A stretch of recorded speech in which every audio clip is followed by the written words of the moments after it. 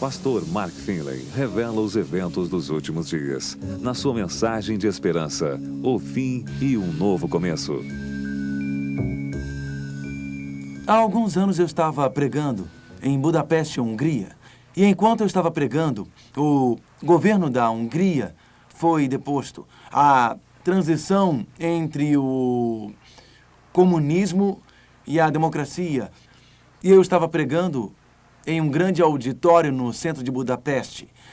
Imediatamente comecei a receber convites das universidades e eles pediam: você poderia vir falar com nossos estudantes sobre a Bíblia, sobre o cristianismo?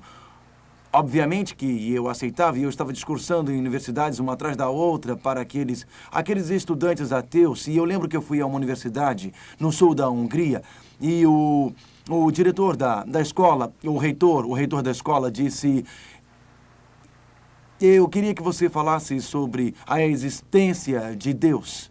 Eu gostaria que abrisse a sua Bíblia e mostrasse na Bíblia as evidências da existência de Deus. Nós traremos um astrônomo e depois que você terminar, ele irá nos mostrar através da astronomia que Deus não existe. E eu respondi para ele: muito obrigado pela oportunidade. Eu gostaria de fazer isto, mas também gostaria que o astrônomo se apresentasse antes. Eu sou um visitante no seu país, então deixe que ele me mostre como devo fazer. Então eu fui para a universidade e, chegando lá, o reitor da universidade disse: Sr. Finley, temos um grande problema hoje. Eu não sei como faremos. Nós demos 1 hora para o astrônomo e 1 hora para o senhor. E depois os alunos poderão fazer perguntas e receber respostas. Mas ele não apareceu e não sabemos o que fazer. Eu disse: eu acho que eu posso preencher 2 horas se vocês me derem as 2 horas. E ele respondeu: lógico, fique com as 2 horas. Então eu fiz uma apresentação de 2 horas. Nós falamos sobre as profecias da Bíblia, as grandes profecias do livro de Daniel, os reinos da Babilônia, da Medo-Pérsia, da Grécia e de Roma. Nós falamos sobre os achados arqueológicos da Bíblia. Nós falamos sobre astronomia e como as evidências na astronomia indicam que existe um design que precisa ter um arquiteto. E existe um arquiteto do universo, existe um arquiteto do corpo humano, existe um arquiteto da história. Todas as ciências indicam que existe um Deus que ama, se preocupa, cuida. E quando eu acabei, os alunos disseram: nós temos algumas perguntas, Sr. Finley. Então eu disse: pois não. Então um aluno ateu levantou a mão e disse: nossos astronautas vão para o céu e o famoso astronauta russo Yuri Gagarin disse que ele não viu Deus. Ele esteve lá, portanto, Deus não existe. E ele perguntou: você já viu Deus? E eu disse: eu vou responder a sua pergunta. Os alunos disseram: nós somos ateus. Deixe-me responder a sua pergunta. O ateu é aquele que não acredita que Deus existe, não é? Os alunos disseram: é. Então eu disse: de todo o conhecimento do mundo, quanto conhecimento vocês têm como estudantes? Diriam que todo o conhecimento sobre ciência, todo o conhecimento sobre línguas, o conhecimento sobre história, o conhecimento sobre astrofísica, todo o conhecimento sobre química, vocês conhecem 95% de tudo que existe para saber? E eu disse: professores, os seus alunos possuem 95% de todo o conhecimento de toda a história do mundo, 95% de todos os livros, de toda a química conhecida, 95%. E os professores disseram: não tem. E eu disse: as suas notas mostram isto, e todos riram. E eu continuei: acham que sabem 50% de tudo que existe para saber? Vocês já leram 50% dos livros que existem? Tem 50% de todo o conhecimento sobre línguas, culturas, artes, civilizações. E os alunos disseram: não. Eu poderia ser bom com vocês se eu dissesse que conhecem 5% e eles disseram: muito bom, Sr. Finley. Nós talvez saibamos 2% daquilo que existe para saber. E eu disse: não conhecem 98% de tudo que existe para ser conhecido, não é? Então eu concluí: Se vocês conhecem apenas 2% de todo o conhecimento, não conhecem 98%. Então seria possível que Deus exista dentro dos 98% que vocês não conhecem? E os alunos disseram, sim, Sr. Feeling, de um ponto de vista lógico. Isto é lógico! Então eu disse, vocês não são ateus, porque um ateu diz que tem certeza de que Deus não existe, mas um agnóstico diz que Deus pode existir no conhecimento que ele não tem. Por isso vocês não são ateus, são agnósticos. Mas eu tenho outra pergunta para vocês. O ateísmo diz que quando morremos, ficamos no túmulo e nunca mais saímos de lá. E alguém joga terra, o seu corpo e ossos se desfazem, você cheira mal, e os vermes comem o seu corpo e você desaparece. Isto é o que o ateísmo diz. O cristianismo diz que um Deus amoroso nos criou, nos fez, nos formou. E ele se preocupa conosco, ele é um Deus íntimo e um Deus pessoal, que nos ama tanto que quando a raça humana foi enganada, Cristo morreu por nós e através da sua misericórdia nós podemos ir para o céu. E quando você morre, se morrer antes que ele venha, ele sabe disso, ele conhece o seu nome e ele descerá entre as nuvens do céu para redimi-lo. Agora, se puder escolher entre as duas, você pode morrer e ser enterrado e os vermes irão comê-lo. Ou você pode morrer e estar dormindo até que Cristo venha para ressuscitá-lo e então poderá viver com ele para a eternidade. Destas duas escolhas, qual delas você preferiria? E os alunos disseram, é lógico que nós preferimos viver em uma nova terra para sempre. Então eu disse, vocês não são agnósticos porque um agnóstico diz que não se interessa. Vocês estão procurando a nova terra e é por isso que eu vim aqui hoje para falar com vocês. A volta de Cristo é tudo! Qual a esperança do ateísmo para uma jovem mãe cujo marido está morrendo de câncer? Venha comigo ao Hospital do Câncer, onde as pessoas fazem radioterapia e quimioterapia, onde eles perdem peso e perdem os seus cabelos, perdem a força, perdem a esperança. O que você diria? Você sofre, irá morrer, será colocado em uma urna fria e escura e não tem mais nada. O ateísmo não dá nenhuma esperança. Se os túmulos são buracos escuros no chão, se a morte é uma longa noite sem uma manhã, não existe nada além. O livro de Daniel transborda de esperança. A história não é circular, que roda, roda, roda. Daniel tem um ponto de partida. E as profecias de Daniel, reveladas pelo anjo Gabriel, começam em Babilônia e vão para a Medo-Pérsia, depois para a Grécia, depois para Roma e depois para a queda do Império Romano, depois para a igreja religiosa apóstata, depois para o julgamento de Deus no céu, depois para o fim de todas as coisas, a volta de Cristo. Cada profecia de Daniel, não importa onde comece, acaba com a volta de Cristo, acaba com o retorno do nosso Senhor, acaba com Jesus descendo. Daniel disse, existe esperança para o oprimido deste mundo. Daniel disse, existe esperança para o nosso mundo confuso e caótico. E Daniel disse, há esperança para este planeta superpovoado e poluído. Daniel disse, deixe o seu coração encher-se de esperança. O livro inteiro de Daniel chega a um clímax no 12º capítulo. Peguem suas Bíblias e abram em Daniel capítulo 12. Porque aqui em Daniel 12 temos a libertação afinal. Libertação afinal. Em Daniel, no 12º capítulo. Daniel capítulo 12, começando com o verso 1. A Bíblia descreve os últimos dias da nossa história, após a Babilônia, após a Medo-Pérsia, após a Grécia e após Roma. Depois da queda do Império Romano, depois que a igreja apóstata liderou o abandono da verdade, Deus tem seu povo fiel. E o povo de Deus continua leal a ele, continua servindo-o e obedecendo-o. E nos últimos momentos, quando nós terminamos Daniel 11 na palestra anterior, vamos recordar onde nós terminamos, versos 44 e 45, porque o verso 44 e o verso 45 nos introduzem diretamente ao capítulo 12, Verso 1, começaremos com Daniel 11, verso 44. Mas pelos rumores do Oriente e do norte. Lembram-se que, assim como relâmpagos que vão do leste até o oeste, assim será a vinda do Filho do Homem. Rumores do Oriente são as mensagens. A palavra rumores significa boas novas. As boas novas do Oriente. As boas novas do céu do Oriente. Cristo está voltando ao norte. O norte é o lugar do trono de Deus, o lugar do tabernáculo de Deus, o lugar da lei de Deus. Então, as boas novas da volta de Cristo e o chamado para aceitar Jesus e obedecê-lo incomoda o anticristo e sairá com grande furor para destruir e exterminar a muitos. O anticristo está furioso e sanciona o seu decreto de morte para destruir muitos. Armará as suas tendas palacianas, seu sinal, sua marca, o seu selo de fidelidade entre os mares contra o glorioso Monte Santo. Mas chegará o seu fim e não haverá quem o socorra. Por quê? Porque capítulo 12, verso 1. Nesse tempo se levantará Miguel. Lembram-se que no capítulo 10 nós descobrimos quem era Miguel? Miguel é aquele que em Apocalipse 12, 7 a 9, e Miguel e seus anjos, ajude-me por favor, lutaram contra o dragão Satanás e seus anjos. Isso, Miguel no céu expulsou Satanás do céu. Miguel na terra.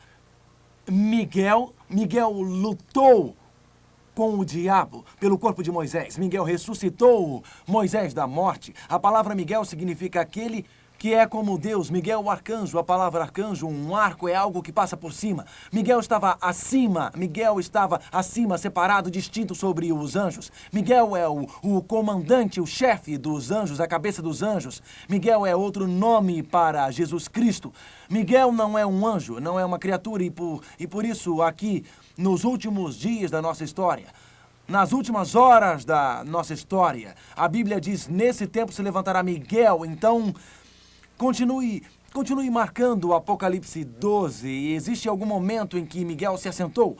Se ele está se levantando, tem que ter algum momento em que ele se assentou. Daniel 7. O Filho do Homem entra. Onde está o trono? E Miguel se assenta no início do julgamento. Miguel se levanta no fim do julgamento. Então, no fim do tempo, antes da volta de Cristo, haverá um julgamento cósmico eterno que revela que Deus é generoso e justo na forma como ele lidou com a controvérsia entre o bem e o mal. Já imaginaram alguma vez por que algumas pessoas precisam sofrer? Já imaginaram que algumas vezes a justiça parece ser jogada na poeira e o mal parece triunfar? No julgamento, Deus vai arrumar tudo. No julgamento, diante de um mundo que espera e observa, o destino de toda a raça humana será determinado. E lá, no julgamento, no céu, antes da volta de Cristo, onde estão os tronos? Vamos ler isto. Daniel capítulo 7. Daniel capítulo 7, verso 9 e 10. Então, continuei olhando até que foram postos uns tronos e o ancião de dia se assentou. Sua veste era branca como a neve e os cabelos da cabeça como a pura lã. O seu trono era chamas de fogo, cujas rodas eram fogo ardente. Um rio de fogo manava e saía diante dele. Milhares de milhares o serviam e miríades de miríades estavam diante dele. Assentou-se o tribunal e se abriram os livros. Daniel 7, verso 13. Daniel 7, verso 13.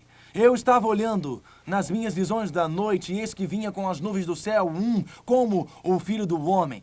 Quem é ele? Jesus. E dirigiu-se ao ancião de dias e o fizeram chegar até ele. O pai e o filho se assentaram no julgamento. O destino de toda a raça humana deve ser decidido. Nós estudamos que a profecia dos 2.300 anos acabou em 1844. Desde 1844 estamos vivendo no que a Bíblia chama de a hora do juízo de Deus. O destino da raça humana deve ser decidido no tribunal eterno de Deus lá no céu.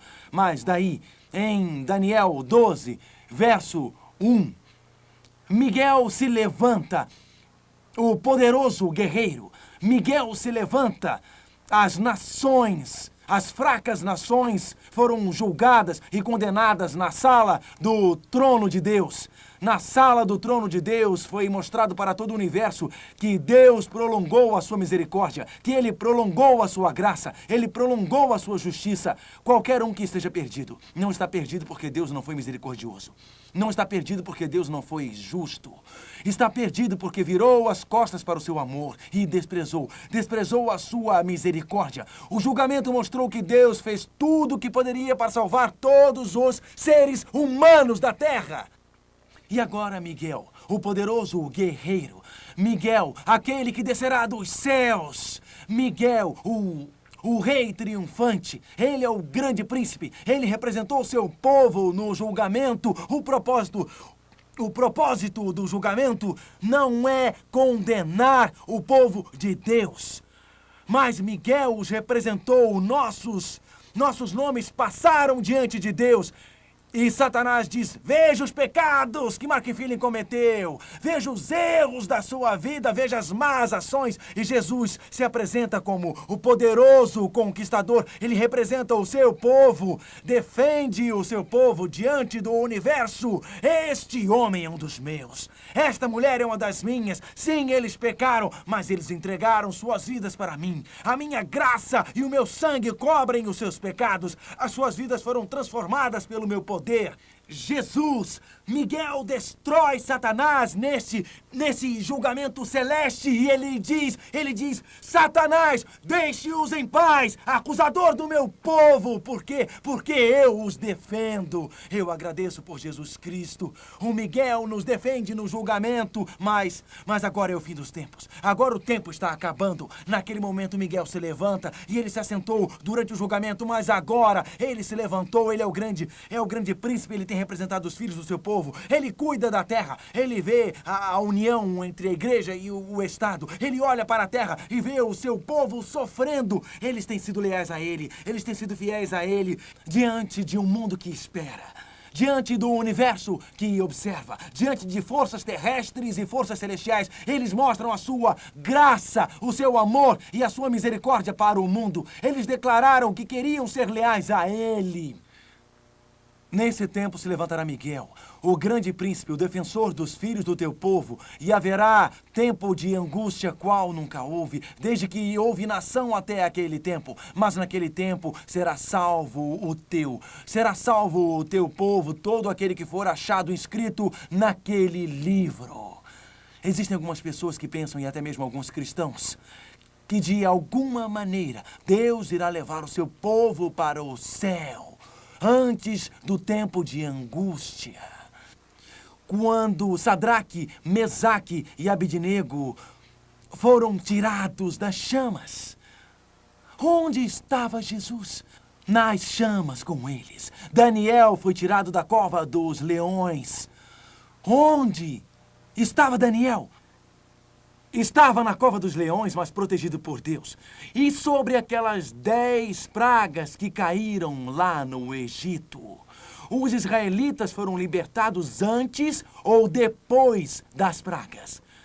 Depois das pragas. O sangue nos batentes das portas livrou-os durante a última praga daquela vez. Mas eles foram protegidos durante o período das pragas e foram preservados por Deus. A libertação veio após as pragas. Aqui na Bíblia fala sobre um tempo de angústia como nunca houve. Daniel e Apocalipse devem ser estudados juntos. E para dar-lhes uma amostra disto, deixem Daniel 12 marcado e vamos para Apocalipse capítulo 16, por favor, Apocalipse capítulo 16. O povo de Deus será protegido durante as pragas. O povo de Deus achará refúgio nele durante o período das pragas. Apocalipse capítulo 16. A Bíblia fala sobre as pragas que virão. Apocalipse 16, verso 2. Saiu, pois, o primeiro anjo e derramou a sua taça pela terra, e aos homens portadores da marca da besta e adoradores da sua imagem sobrevieram úlceras malignas e perniciosas. Agora, Verso 3, o derramou segundo a sua taça no mar, e este se tornou em sangue como de morto. Verso 4, derramou o terceiro a sua taça nos rios e nas fontes das águas, e se tornaram em sangue. Verso 5, verso 5, verso 6, 7 e 8, especialmente o verso 8. O quarto anjo derramou a sua taça sobre o sol, e foi-lhe dado queimar os homens com fogo. Verso 10, derramou o quinto a sua taça sobre o trono da besta, cujo reino se tornou em trevas, não havia luz. Verso 12, então, derramou o sexto a sua taça sobre o grande rio Eufrates. Então vi 3 espíritos imundos semelhantes a rãs, o grande reavivamento espiritual e o acontecimento dos milagres. Mas vejam, nos últimos dias da nossa história, versos 14 e 15, nós leremos agora. Apocalipse, capítulo 16, verso 14, são espíritos de demônios, operadores de sinais. Nos últimos dias da nossa história, amigos, a igreja se unirá ao Estado. Satanás começará a operar grandes milagres. Os doentes serão curados por falsos milagres. Deus fará milagres, mas há doentes que serão curados por falsos milagres. Ocorrerá aquela grande batalha do dia do Deus Todo-Poderoso, quando Satanás tentará marcar o povo de Deus. Vejam o que é dito: a primeira praga, a segunda praga, a terceira praga, a quarta praga, a quinta praga, a sexta praga. Mas durante a sexta praga, o que a Bíblia diz, verso 15, por favor, leiam comigo, Apocalipse 16, 15, o que diz? Eis que venho como vem o ladrão. Bem-aventurado aquele que vigia e guarda as suas vestes, para não andar nu e não se veja a sua vergonha. Após a queda de 6 pragas, a Bíblia diz: bem-aventurado aquele que vigia e guarda as suas vestes de caráter, porque eu virei como o quê? Como um ladrão. Se Cristo voltará como um ladrão, como a Bíblia diz, após as 6 pragas, poderia ele ter vindo como ladrão antes do início das pragas? Então, quando ele voltará, antes ou depois das pragas, o que acham? Depois das pragas, exatamente como Daniel passou pela fornalha, exatamente como Sadraque, Mesaque e Abednego passaram pela fornalha, exatamente como Daniel passou pela cova dos leões. Deus terá um povo. Por todo o mundo haverá desastres naturais e catástrofes. E quando suas vidas estiverem em perigo, quando todo o apoio terrestre for cortado, eles olharão para Jesus e acharão Jesus o seu Salvador, o seu Redentor. Eles olharão além das pragas, eles olharão além das provações, eles olharão além dos problemas, eles olharão além dos sofrimentos, olharão além das dificuldades, olharão além do poder da besta, olharão além do poder do anticristo, olharão além da união da igreja-estado. Eles passarão por tudo isso para a volta de Cristo, e a volta de Cristo lhes dará esperança. A volta de Cristo lhes animará o espírito. A volta de Cristo lhes fortalecerá durante os problemas terrestres. Abram suas Bíblias em Daniel capítulo 12. Sim, haverá um tempo de angústia, mas veja, amigo, não significa que você e eu precisaremos passar por este tempo sozinhos. Isto não significa que tenhamos que ranger os dentes e nos conformarmos. Não significa que tenhamos que tentar aguentar para sobreviver. Eu gosto daquele velho hino: quando eu preciso, Jesus está perto. Quando eu luto, quando eu tenho medo, quando eu dele mais preciso, Cristo é o nosso libertador na hora da angústia. Daniel, capítulo 12, verso 1. Nesse tempo se levantará Miguel, o grande príncipe, o defensor dos filhos do teu povo. Ele tem nos representado no julgamento. Ele nos representará até o fim, e haverá um tempo de angústia, qual nunca houve desde que houve nação até aquele tempo. Mas naquele tempo será salvo o teu povo. A libertação está chegando. Cristo virá gloriosamente nas nuvens dos céus. Na verdade, em Mateus capítulo 24, deixe Daniel capítulo 12 marcado, porque voltaremos. Agora vamos a Mateus 24, que descreve como será. Mateus 24, verso 30. Vocês podem imaginar toda a terra tremendo em terremotos. As 7 últimas pragas já caíram, os ossos da cabeça até os pés estão fracos, os rios e fontes de água se tornaram em sangue, o mar virou sangue, todas as indústrias e comércios pararam, os seguidores do sol aceitaram a falsa ideologia e agora eles olham para o sol que eles adoravam. A causa de desastres naturais, os grãos são queimados. A besta e o anticristo que eles pensavam que lhes daria luz, deram-lhes escuridão. O sistema de apoio à besta, ou as pessoas, ou o mar de pessoas que apoiavam, desapareceram. Existe conflito, batalha final, a marca da besta é imposta. Satanás está pronto para destruir o povo de Deus. Miguel se levanta e diz: basta! É o fim do tempo de angústia. Cristo vem como o poderoso libertador, desta vez o poderoso conquistador. Que grande salvador ele é. Nós lemos Mateus capítulo 24, verso 30, leiam. Então aparecerá no céu o sinal do Filho do Homem. Todos os povos da terra se lamentarão e verão o Filho do Homem vindo sobre as nuvens do céu com poder e muita glória. Então eles verão o sinal do Filho do Homem no céu. Alguém olha para cima, um marinheiro no mar vê uma nuvem engraçada no céu. Esta nuvem parece pequena, mas parece estar se aproximando, maior, mais brilhante. No início ele está curioso. Um taxista dirigindo na rua para no congestionamento e olha para o céu, percebe que a nuvem parece que está se aproximando, parece que está aumentando, está ficando mais brilhante e as pessoas olham para o céu e ele parece estar iluminado. Eventos estranhos estão acontecendo na Terra. O que está acontecendo aqui? Um homem telefona para sua esposa. Você olhou pela janela da casa? Você olhou pela janela? Você viu?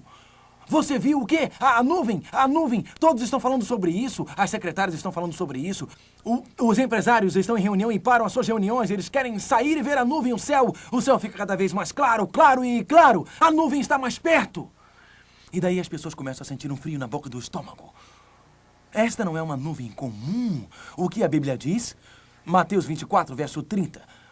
Mateus 24, verso 30. Então aparecerá no céu o sinal do Filho do Homem.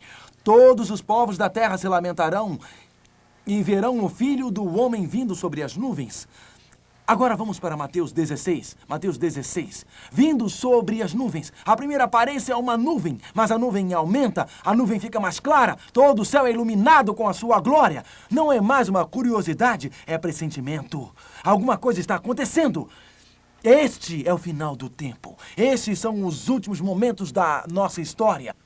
Nós lemos em Mateus 16 que ele vem em nuvens.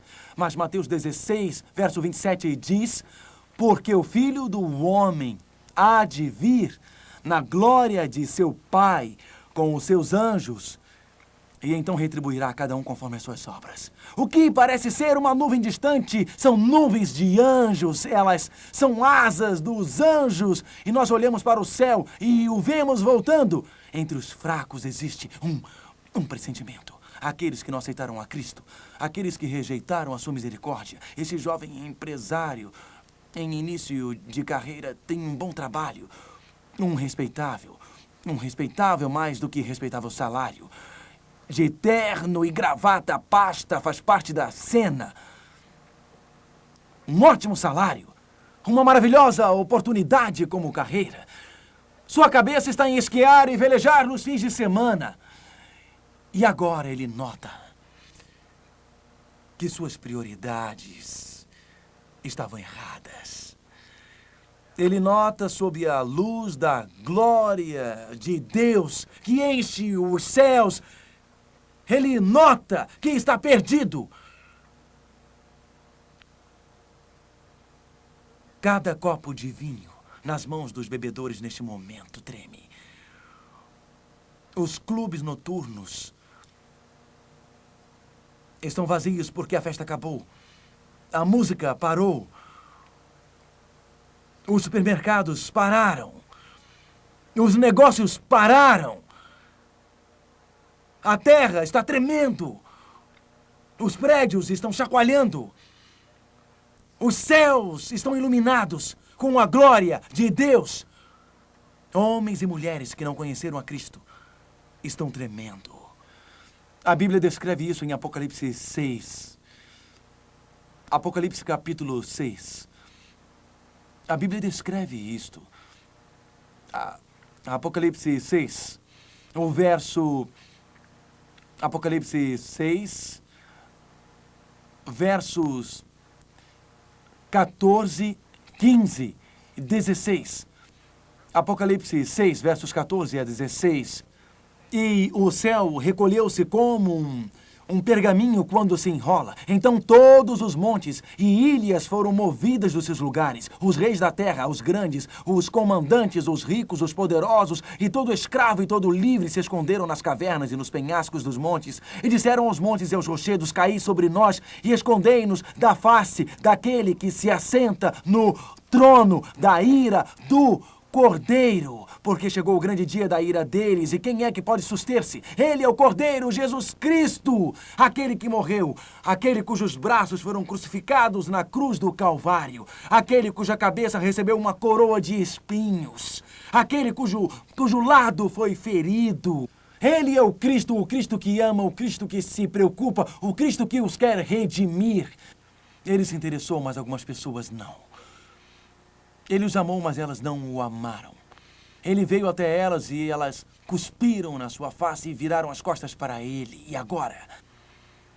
Agora se escondem desta amorável face. Agora correm em tormento e angústia. O Cristo que elas rejeitaram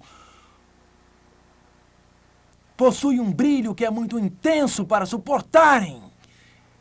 E então, ao invés de olharem para a face de Cristo, ao invés de serem envolvidas por seu amor, ao invés de se alegrarem com a sua presença, elas querem se esconder e por isso correm. O pecado corre de Deus quando Adão e Eva pecaram no Jardim do Éden. Eles correram de Deus.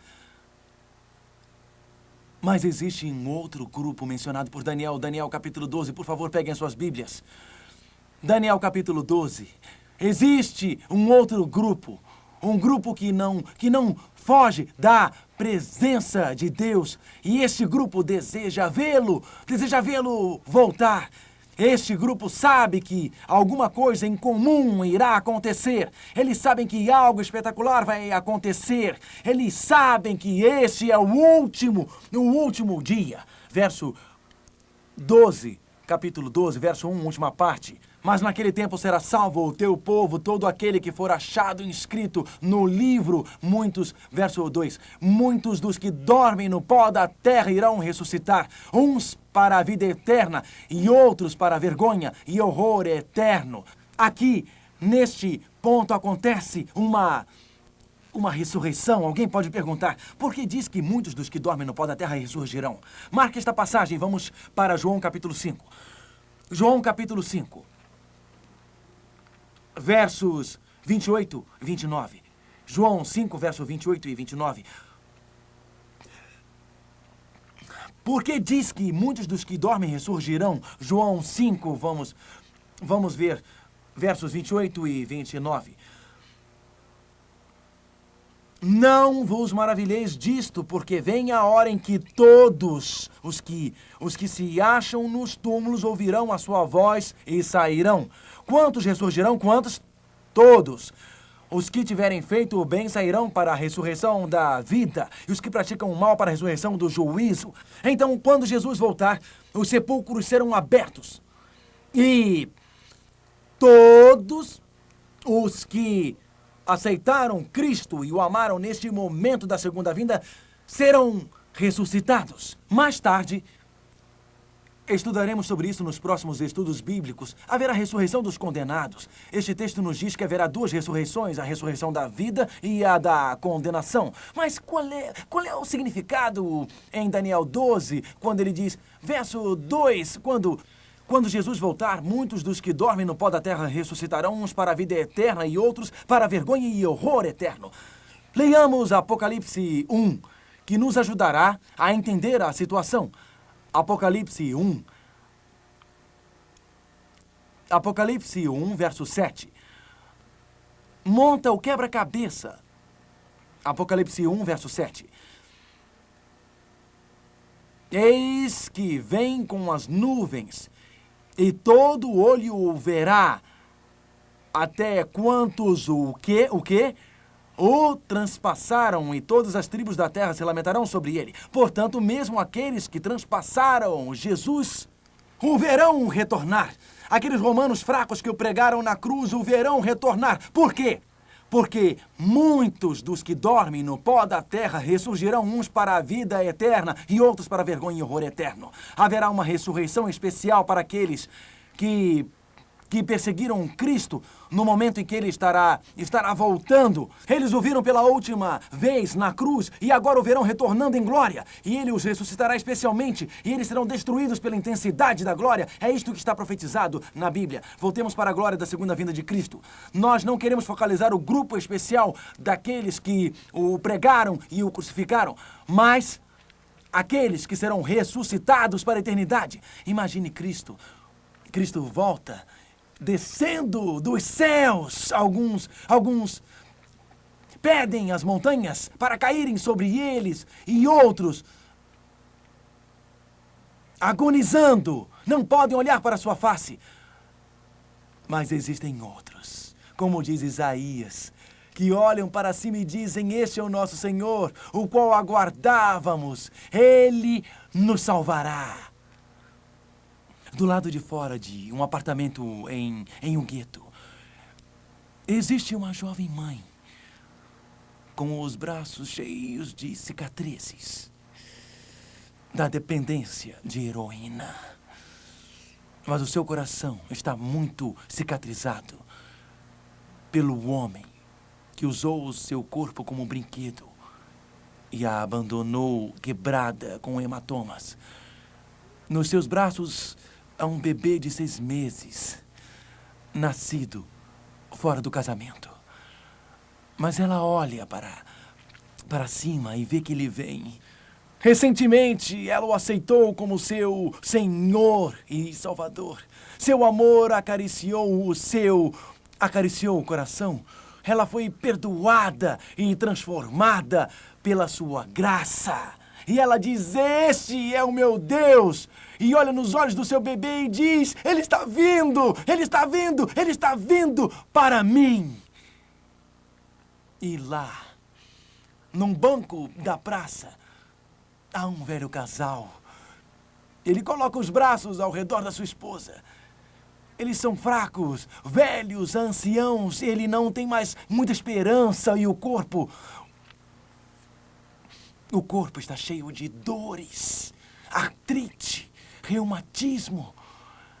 Daniel diz: Miguel se levantará, o seu povo será libertado.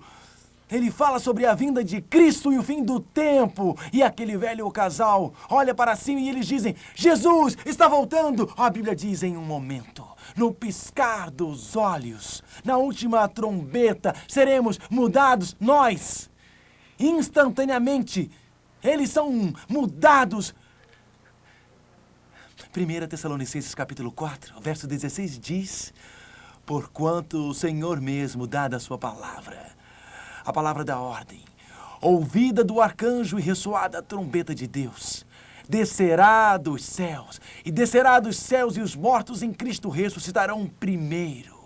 Depois nós, os vivos que ficarmos, seremos arrebatados para o encontro do Senhor, em algum cemitério limpo e vazio, bem no interior. Mãe e pai, mãos dadas, vão colocar flores no túmulo do filho de 16 anos, que foi atropelado por um motorista bêbado. Eles ainda se lembram da noite que receberam aquele telefonema. Eles o esperavam em casa às 8 horas. E já eram 8h15 e nada, 8h30 e nada, 9 horas nada. O coração deles batia rápido. Onde ele estaria? A noite é escura, a estrada estava escorregadia. Então o telefone tocou. E da casa do senhor e da senhora X, sim, nós temos tristes notícias para vocês. O seu filho acabou de morrer em um acidente de carro. Eles ainda lembram do horror daquela noite, a agonia de identificar o corpo no necrotério. Eles estão em pé lá no túmulo. Agora, na lápide, tem escrito o nome do filho. Eles colocam flores lá no túmulo, mas de repente, aquela nuvem no céu cresce e fica mais iluminada e o céu está iluminado com a glória de Deus. E eles veem os anjos, veem que é a vinda de Cristo. E alguns anjos voando vêm para o lado deles e eles ouvem o nome do seu filho. E Jesus diz assim: João, João, saia. E o túmulo se abre e João sai com um novo corpo. O filho abraça o pai e a mãe e lágrimas correm e eles sobem para encontrar com Cristo nos céus juntos. Aleluia! E os anjos voam para outro lugar, para alguns outros túmulos, para algumas outras mães, para alguns outros pais. Que ressurreição espetacular que nestes últimos momentos da nossa história, este é um momento de glória, os justos e redimidos elevados para encontrar Jesus nos céus. Vale a pena perder este evento por qualquer outra coisa? Vale? Você não preferiria ser levado para encontrar-se com Jesus no céu e viver com Ele para sempre? Ou preferia ser destruído? Na verdade, só existirão dois grupos no fim dos tempos. Um dos dois grupos do fim do tempo. Homens e mulheres salvos. Homens e mulheres perdidos. Homens e mulheres vivendo com Cristo para sempre. Daniel diz, em Daniel capítulo 12 e verso 4, nos últimos dias da nossa história, Deus faria seu último apelo. Daniel 12, verso 4. Tu, porém, ó Daniel, encerra as palavras e sela o livro até ao tempo do fim. Muitos o esquadrinharão e o saber se multiplicará. Este texto não fala sobre o conhecimento científico, mas sobre o conhecimento da palavra de Deus. Homens e mulheres vivendo no tempo do fim teriam um conhecimento muito especial da palavra de Deus. Estas profecias seriam reveladas. A iluminação dos tempos iluminaria a última geração. Então, Deus, sabendo que as tentações de Satanás seriam maiores, Ele nos deu um maior conhecimento em nosso tempo. Deus, sabendo que as tentações de Satanás seriam poderosas nos nossos tempos, deu-nos uma maior abundância de conhecimento da sua palavra. O tempo está acabando. A areia da ampulheta logo acabará. Breve, nós olharemos para o céu e veremos Cristo voltando. Breve, aquela pequena nuvem se tornará brilhante, mais e mais brilhante. Breve, homens e mulheres serão salvos ou perdidos. Tantos os santos ressurretos quanto os santos transformados, breve, serão levados para encontrar Cristo no ar ou serão destruídos com a glória da sua vinda, salvo ou então perdido para sempre. Então, Deus diz, eu te amo. Eu quero que você seja salvo.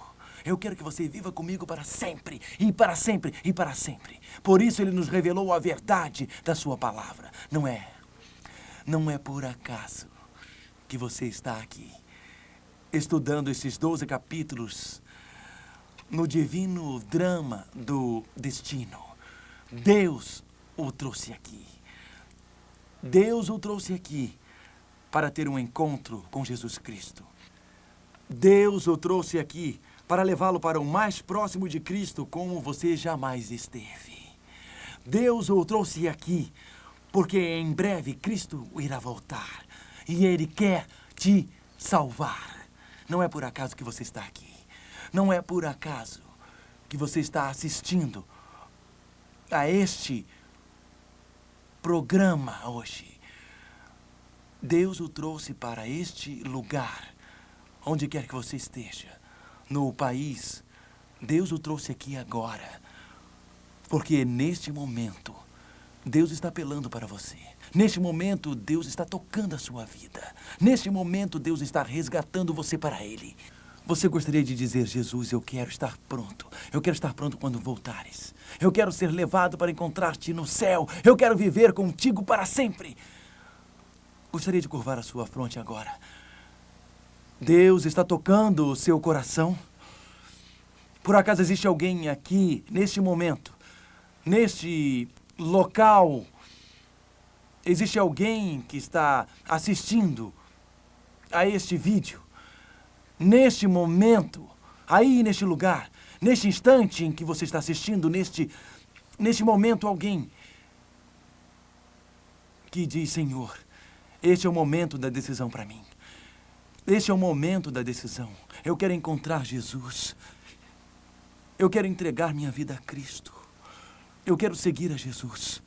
Onde quer que você esteja, nesta plateia, ou assistindo a este vídeo, gostaria de levantar a sua mão e dizer: Deus, estou falando sério. Não existe nada mais importante para mim do que encontrar a Cristo. Se eu tiver que reorganizar a minha vida, se eu tiver que mudar alguns hábitos, eu estou pedindo a Cristo hoje. Perdoe-me.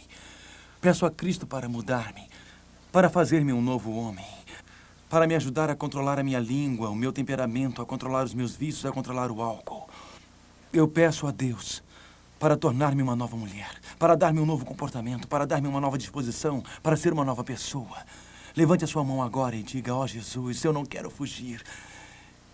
Eu não quero fugir. Quando eu vir o brilho da tua face, a magnificência da tua glória, eu não quero fugir para as rochas e montanhas. Eu quero ser levado para encontrar-te no céu. Eu quero viver contigo para sempre e sempre e sempre. Você pode sair daqui hoje como um novo homem. Pode sair como uma nova mulher. Pode sair com uma vida mudada. Enquanto você levanta a sua mão, Cristo desce e está tocando você agora. Cristo desce e enche a sua vida.